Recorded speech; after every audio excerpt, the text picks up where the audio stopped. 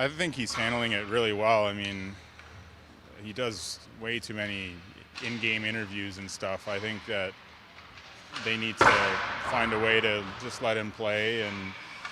But he's, I think he understands his role as a major ambassador for the game of hockey, and he's handling it so well. He doesn't seem to be fazed by it, but I think that, you know, it can be a little much for him at times. He doesn't say that, but it feels like it is. And this road trip, yeah, it's hard. We play 4 to 5 home openers against teams, and then we play in Colorado at 8:30 and fly back and have our home opener with no practice time before it or anything. So, not making excuses, but it is a tough trip. But in saying that, it makes the rest of the season maybe a bit easier, the schedule less condensed. So we're going to battle through it and do the best we can. Did you find those in-game interviews to be a bit of a distraction when you were breaking in?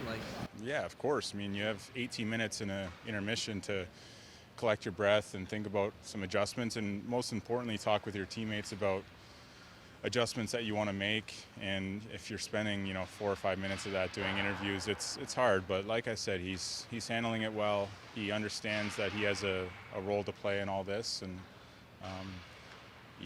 there's a fine line with all that. But like I said, he's handling it really well. I mean, it's part of it, and I think answer a couple questions, but I don't know if I've honestly had too many in-game, a couple intermission interviews, but yeah, I think, obviously I've talked to some guys about it, and just kind of that rookie summer and start of the year, it's going to be a little crazier just because people haven't talked to you or seen you play. So I think for me, it's just enjoying it, living out a dream right now, and I think that's kind of just looking at it like that, the positives to it.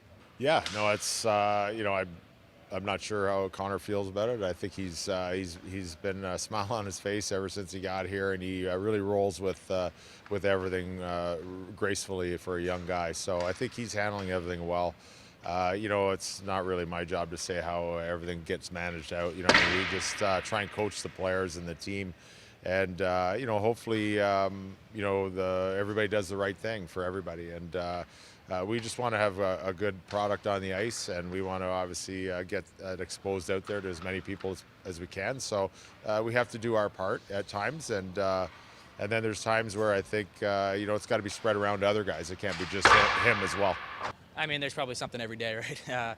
I mean, with him, there's so much attention, but he handles it so extremely maturely. And I mean, he has guys to rely on, veterans that have been around a long time, that play with a lot of first-round picks, first overall picks. And I mean, I think for him, I haven't experienced anything like that, so I don't know if I give him the best advice other than just focus on you. And I think he's done a great job at that. Different, social media is a lot more prevalent now. Obviously, there's a lot more eyes. I think on him, and just as a player, I think he had more expectations, which I'm sure he's aware of, but doesn't seem, like I said, to affect him that much. When I look back, Edmonton is obviously a crazy hockey market, but it's not as big as Chicago would be, and on a national scale, it's not the same. So, I had another couple of young guys coming in with me, which made it easier, and I think